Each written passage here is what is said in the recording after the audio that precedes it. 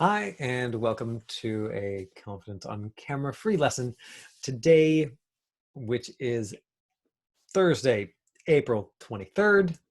And today we're talking about headshots and demo reels.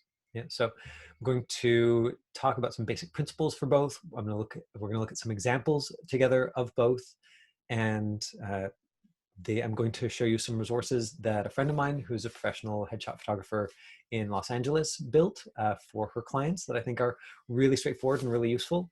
I will say right at the beginning that today I am not going to make a strong recommendation for any one headshot photographer here in Vancouver because there are so many skilled ones. It's a little bit like finding an agent. You want to find somebody who you trust, because your headshot and demo are part of your materials. We talked about this weeks ago. Oh, right. That's part of what we do on Interested Days. We recap the progression of things. So producers in charge of the money, directors in charge of the story, casting directors in charge of the auditions, the talent agents in charge of the actors. They're basically marketing the actors. That's the job. And the actors in charge of themselves. And so being in charge of yourself means being in charge of your marketing materials. And those of you who have listened to and watched the lessons from last week with Tiffany Mack, and the week before with Candice Elzinga, and the week before with Judy Lee, those three casting directors, all of them, when they were saying, how is it that you choose from the 20, 40, 80, 200, 400 submissions that you get from talent agents? How does the casting director choose who to see for auditions? And all of them said some version of, well, first we choose the people we know, and then we start looking at headshots. And we're like, yeah, from this person's picture, they seem like a really good fit. And only then do they follow through and look at the resume. So we talked a lot about resume last week, week before last. We went really in depth on resume. Now I think we want to talk, or I want to talk about the thing that gets you there, which is the headshot. And so one of the things to be aware of is, sorry, there's an ice cream truck outside of my house, and it's so distracting because every time it drives by, I'm like, who sells ice cream from a truck when everybody's in quarantine? It's just wrong, and also kind of creepy and hilarious all at the same time. Okay, I'm back. Um, the oh gosh, it'll take me a second to like find my train of thought. So I've lost it. I've lost the exact train of thought. I'm just gonna have to pick up where it makes sense. A lot of the material, that's it. A lot of the material that you'll see online is based for the LA market. You won't find a lot of stuff that's about headshots that's written specifically for Vancouver. So understanding a little bit of the market in Vancouver will help you understand, I hope, how to position yourself. So in Vancouver, right, this casting directors, there are 8, 9 offices. And they handle almost all of the film and television casting in Vancouver. There's more for commercials, obviously, but I mean, if we're talking about film and TV casting, there are these like 9 casting directors. And some of them are like partner casting directors, so it's 9 casting offices. Now, in Los Angeles, there are maybe 300 or more. My friend Reka, she came in and last year was a guest in one of my scene study classes, and Reka was on the new Star Trek series, and she was one of the leads on Battlestar, and she's been living down in LA for the last couple of years, and her career's really been taking off. So last year I wanted her to come in and talk about, like, well, what is it like for a working actor in LA who's auditioning all the time, because she was auditioning all the time for really good stuff. And she said, she's like, last year, like in my whole last year in Los Angeles, I only saw the same casting director 2 times. Every other time it was somebody new, some new face.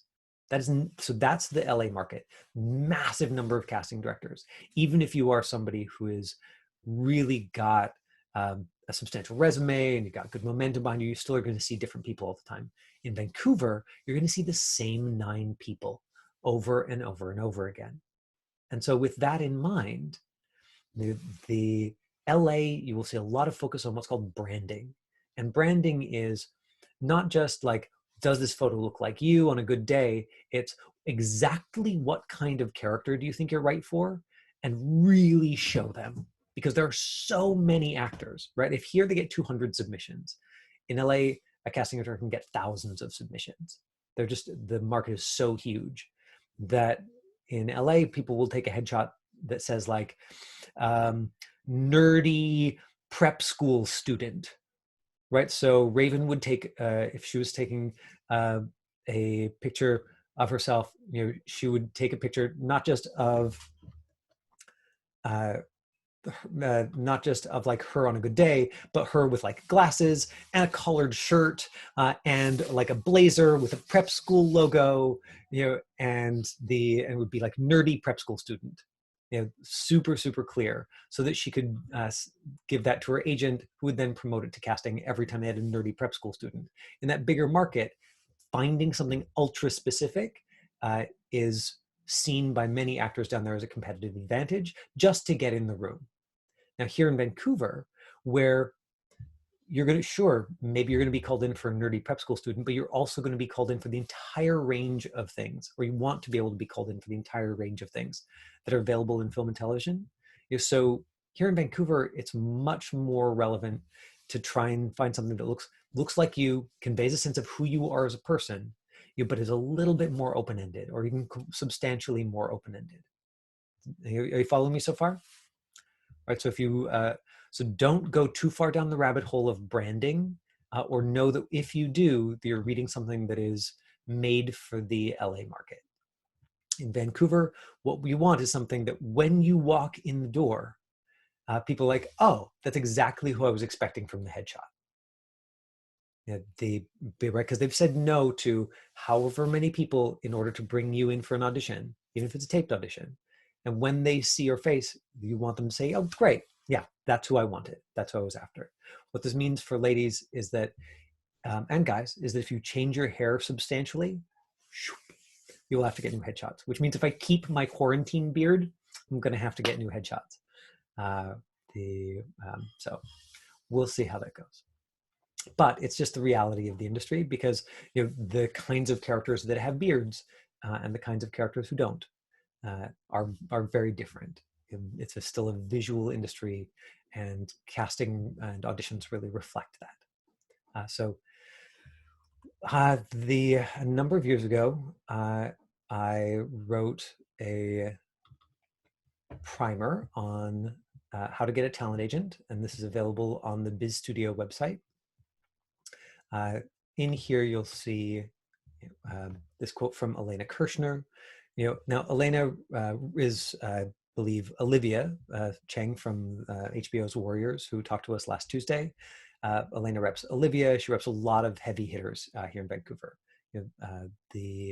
So the kind of agent who's like one of the senior agents at her agency, and reps a lot of like very, very successful actors. For an actor just starting out, headshots are the most important investment you will make. And what I've heard agents say is that it is not necessary for a young actor to get headshots before submitting to an agent, but if they do, they're more likely to get a good agent. Now, all three of you already have agents, so it's a non-issue. Now, super straightforward. Headshots an 8x10 photograph. It's a promotional tool. This is part of your promotional kit. Thankfully, it is less important to have hard copies now than it used to be. Like, it used to be that every audition, you'd give them a hard copy, they would look at it, and they would throw it immediately in the recycling when you were gone. So it was a ridiculous expense. At this point, the only time typically that you will be asked to bring in an 8x10 photograph is when you're seeing Sean Cossey and JJ Ogilvy, because they just like them. Or if you're going for a director-producer session, which is the casting directors will usually say, here's Raven's photo, because they don't know who Raven is, and the director-producer has usually come up from LA, wants to hold something in their hand that will help them remember her face. Even that might shift in the next 6 months to a year. So figuring out a headshot that really represents you well at this size, right? So and often that means whatever headshot you're using, finding a version of it that is just head and shoulders even if it's really beautiful shot when it's further out, knowing that that initially they're looking at them very, very tiny, and so making sure that it really reflects you well, and then getting the 8x10 version that you're going to print and bring with you. At this point, nobody's particularly judgmental if you show up and you don't have a headshot, but it is unprofessional, right? And since the actor is responsible for being in charge of themselves, I would recommend always having extra printed headshots around. Put them, basically stash a couple in any vehicle that you might end up taking to an audition. Like put one in your grandma's car, and one in your parents' car, and like just have them stashed there, because there will come a time, even if you are super responsible and you're like, well, so always have them in my folder, and I always have my folder with me. There'll come a time when you're rushing to an audition and you suddenly realize that your headshots are at home, and you have to decide whether you're going to turn around and be late for your audition, or you're going to show up without your headshot. And that is a terrible decision to have to make. I know, because I've been doing this for long enough that I have done it multiple times. And each time I'm like, oh my God, so embarrassing. I teach people not to do this. How could I have forgotten? So my strong recommendation is you just stash them somewhere. Looks like you on a good day. All of this stuff I really still stand by. Full head and shoulders, no weird angles, minimal makeup, no weird hairstyles. A smile is best for commercials. For film and TV, it should reflect your personality. Wardrobe is simple. If you can't walk in looking like your headshot is no good. Now this I didn't know when I was in high school. I definitely had some peers in high school who went and got glamour shots, or essentially, like they went to a photographer who did like a almost modeling shoot with them, really like blown out lighting and angles, and the photos were really beautiful, but they were completely unusable as headshots. And at the time, they didn't know that. So the casting directors and talent agents both expect the person in the headshot to come walking through the door. This also has not changed too much. You definitely can get professional headshots for less, especially if you are really focused. If you're really clear about like, okay, there's one look that I need because I changed my hair, and I know exactly what it is, and I've already picked out the wardrobe, and I'm going in super prepared. You can definitely get really quality professional headshots for less, but it takes preparation on your side. Now, what I usually recommend to people is when they are investigating headshots. So Avia, you said that you got a pamphlet from your agent that had a number of headshot photographers on there. So you probably went on their websites and looked at the photos on their websites. That's a great place to start if your agent gives you something. Something else that I would recommend is going to rocketrepro.com. So rocketrepro.com, and check out their gallery. Now, for a very long time, especially before digital was even a thing, Rocket Repro was the place where professional photographers sent actors' headshots to be printed. So what that means is they have an extremely extensive gallery of professional headshots. And so one of the questions that I will sometimes get is like, is it okay if my friend takes headshots for me? And it's like, if your friend is such a good photographer or is willing to spend so much time, they can make it look exactly like one of these so nobody knows any different, then yeah, of course. Likely your friend doesn't have those skills or does not have that time. I've seen it done, and it just takes time and either having a really, really good eye and quality equipment, and or being willing to just spend lots of time with it. You can do it with lower quality equipment. You just have to get the lighting exactly right, and so it takes some experimenting. But you can see we've got 8 different galleries here. And so if we just pick one at random, then we can start scrolling through actors, and seeing a whole raft of actors, and underneath each one you can see the name of the headshot photographer. So probably, like, if you were going to really do your research, and every time I've gone looking for new headshots so without a clear idea of the photographer, what I do is I'll go in here and I'll just save image, and I'll save the ones that stand out for me. I'll save the ones that I really like. along with who the photographer is. And usually I'll find that some patterns emerge in that. It's like, oh, look, I just happened to like, a couple of these Rob Daly photographs, right? There's something about the personality. I'll look for headshots for folks that look like me. So I'm like, where's some, bald white guys with beards? Yeah, and who's taking the good photos of bald white guys with beards? And so I would probably look through all 8 galleries until I found some people who were, in my age category with a similar look, so that I could see not just who's taking good headshots of them, but like what those shots professionally look like. The other thing that you could do is you could go on IMDb, and I've talked about this before, and find folks who look like you and copy their headshots and add them to your gallery. But to get a sense of like, how are people like me who look like me who are working professionally, how are they representing themselves? How are they marketing themselves? Because your agent cares about these headshots, but you're the only one who's got the time to spend going into extreme detail, right? So maybe I would say this guy's headshot. I'm like, oh, okay, interesting. Like, it's a bald white guy and he's got like a little bit of scruff, and Helen Tansey, photographer. I actually have no idea who that is. He's got a 416 number.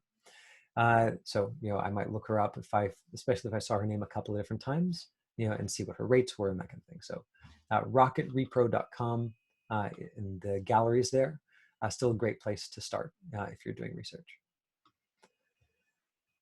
And then I wanted to very quickly show you these resources, and maybe I'll put them in the notes from today, but this is schneiderphotography.com, and you can see that this is my friend Wyo, and she has a whole series of resources that she built. Now she's in LA, so she's doing that extra level of work, or going to that extra level of detail, for what kinds of colors are people wearing, what kind of wardrobe are people wearing. But she built these fantastic checklists, headshot prep guide checklist. How to take great photos that look like you, no stress required. My goal for these new headshots is 2 photographers I love and can afford are. 2 photographers my reps recommend that I also love and can afford are. Contact all 4 photographers, ask for an in-person consultation, right? Find somebody you connect with. Now, most actors aren't going to go to all of this work, but if you do, of course, you're going to get better headshots. My reps approve of the photographer I like best, or my reps approve of another photographer I also really like and trust.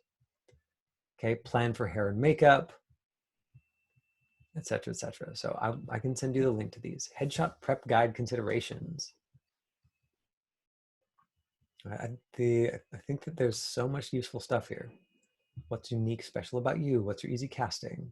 Right, so that's the sort of very LA question.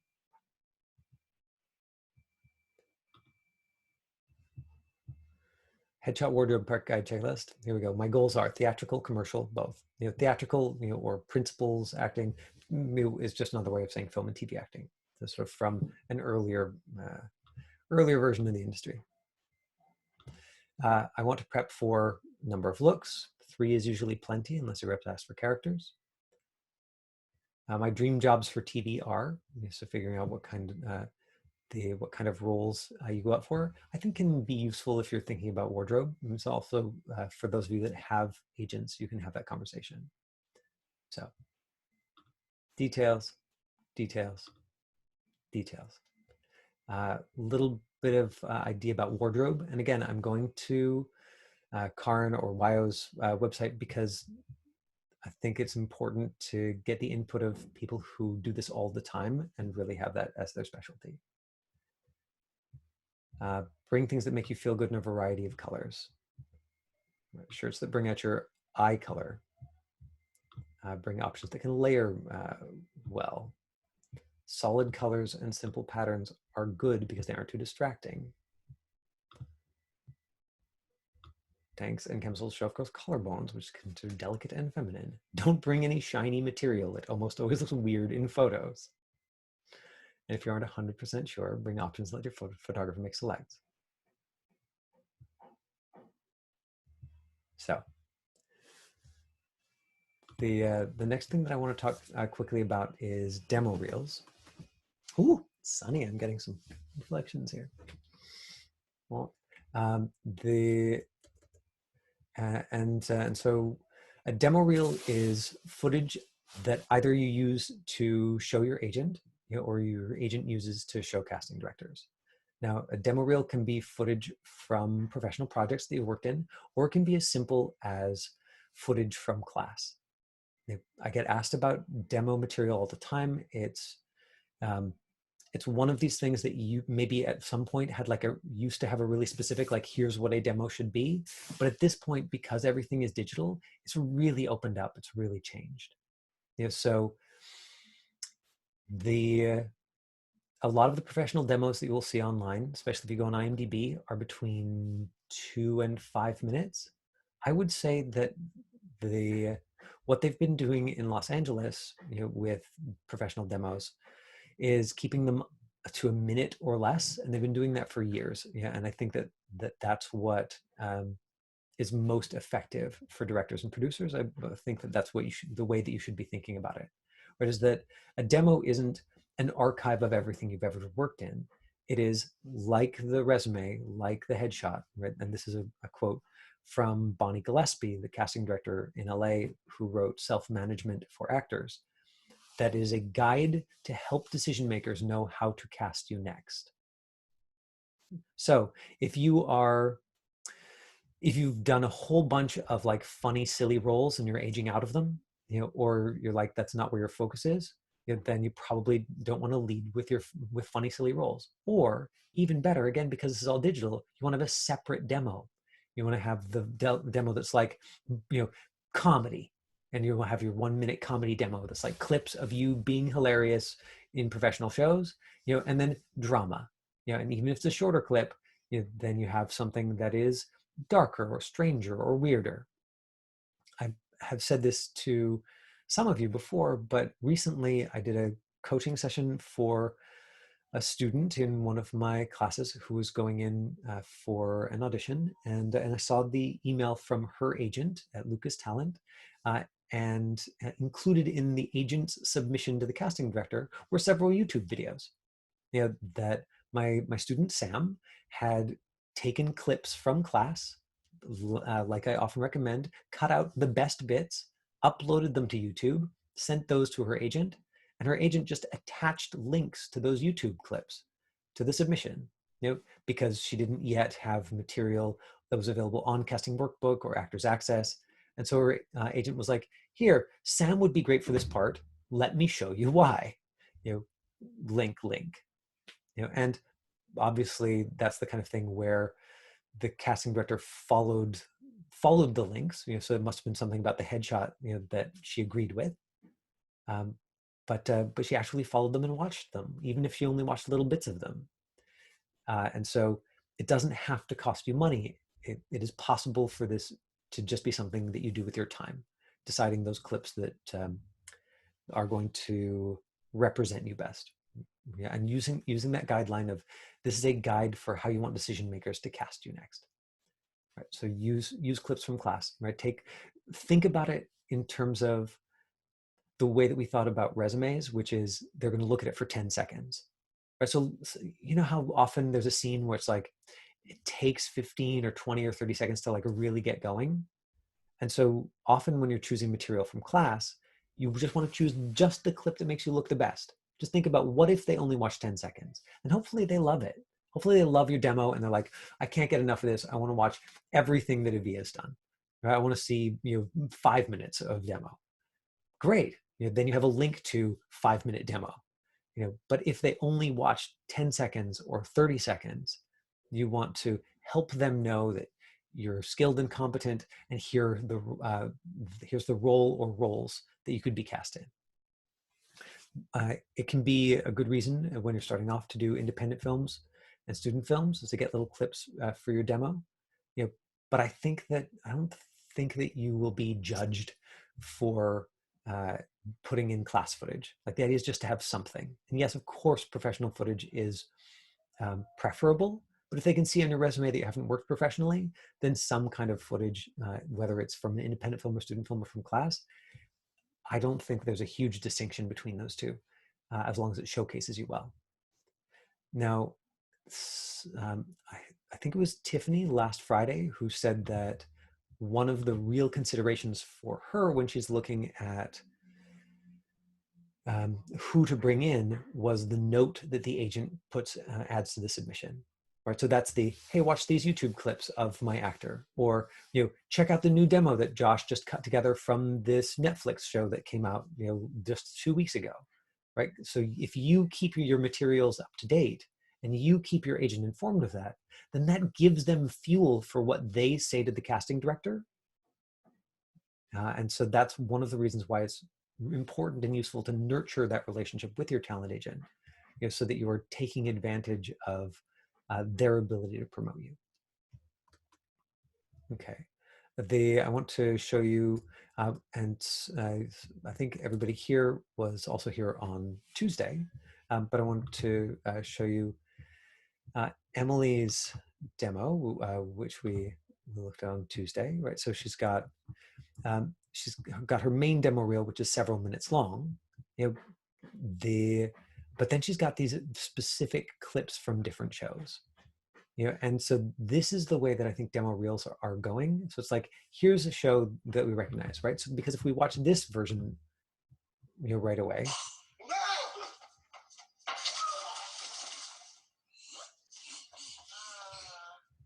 then we get one sense of who she is. Yeah. Washington, D.C. And if we watch this one, well, I wish you all the luck in the world, Brian. You deserve it. Then we get a different impression of who she is. And if we watch this one, Mom said I have to drive you home.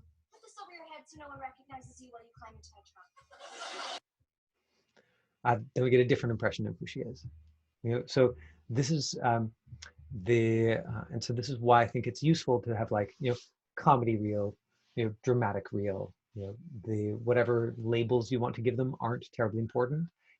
Folks are always like, well, what's the industry standard? There's so many people acting, that what you want is to put a label on it that makes sense to you. And I think you just take it back to that baseline of it's the a marketing tool or promotion tool that helps decision makers know how to cast you next. Now, for reference, I said that we would look at some of your headshots together. So I'm just pulling up my email so we can look at those, and then I'll open it up for questions.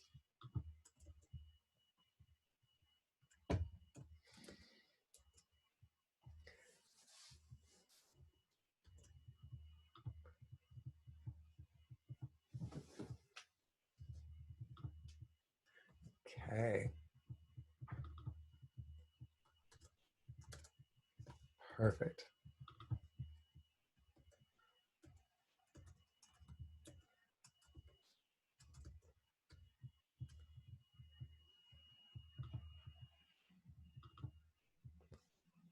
Okay, so here are Raven's headshots.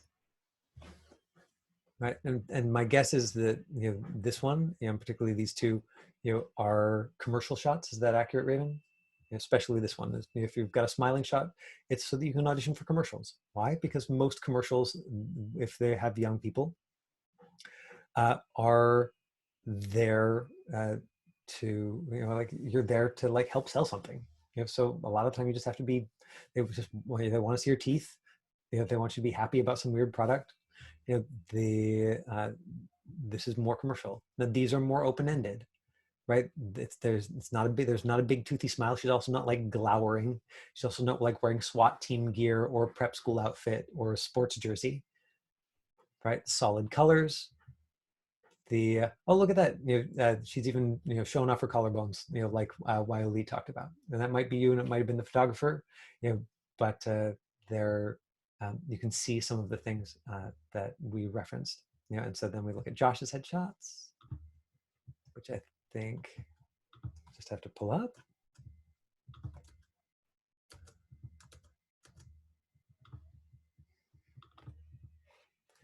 Okay, so I can make these a little bit smaller. And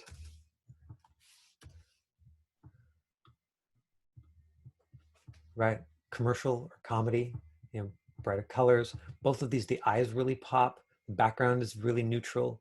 In this case, or really in both of them, it's with a depth of field effect. That you'll see in like sort of fancier professional photographs. Where it's like the eyes are super crisp and in focus, and everything back behind is blurry. If you're getting headshots taken with somebody else, or if you're trying to duplicate this effect, it's not critical. The important thing is that the background not be distracting, right? So the eyes are the most interesting thing in each of these photographs, and I think that's really important, in a professional headshot. And so again, we're seeing the simple, solid colors, nothing too distracting, a couple of different outfits, but there isn't. Again, he's not scowling. He's not wearing like a black T-shirt with a dragon on it and a leather jacket, right? He's not saying with his photograph, "This is exactly who I am, and you should only cast me like this." Why? Because with this headshot, Josh wants to be seen for comedy, and he wants to be seen for dramatic parts. So that's today's lesson on headshots and demo reels. Let me open this up and see if you have any questions about any of this. Okay, questions, comments, any of this? Any questions about any of this? No, it's pretty straightforward stuff. Okay, so I'll put the link to YO's website where you've got those handouts. So via, and Luciano, do you have headshots currently? Yes, I do. Okay, so really it's just Via who's with us, but maybe some of the folks watching at home who might find some of those handouts useful as they're thinking about what to do when they're getting professional headshots. And I'll put in the link to the Rocket Repro galleries as well. So I still haven't heard back. I've asked a couple of casting directors, and I don't know, they're cagey, and I haven't heard back from one about tomorrow. So my thought is that if we don't have a casting director guest, that tomorrow I will do an actor challenge. And so what we'll do is we'll do like a couple of micro scripts, like one tiny commercial and one actor role, and I'll show them to you, and we'll talk through them with the camera and story stuff. You'll get 1 minute to prep it, and then we'll just get everybody to give it a shot. One of the things that you could do for that actor challenge, especially the four of you, because you've chosen to come here, is you could set up the way that you would set up if you were doing a Zoom audition or a self-tape audition. So before tomorrow, put that extra time into, can I get the lighting right? Right, like you see how Josh's got the overhead light that's got the big shadow across his face. Can I get the Led Zeppelin poster out of the background? And I'm teasing. I know that you have a blue wall that you use when doing self tapes. Raven. Yeah, that's at my other house though. Well, it's very fancy. But figuring out how to set it up the way that you would for a self tape or for a Zoom audition, I think that'll be a good exercise. So tomorrow will either be like a surprise casting director if one of them gets back to me, but more likely it'll be an actor challenge. So I'll see some of you then. Bye. Bye. Thank you. Thank you. you.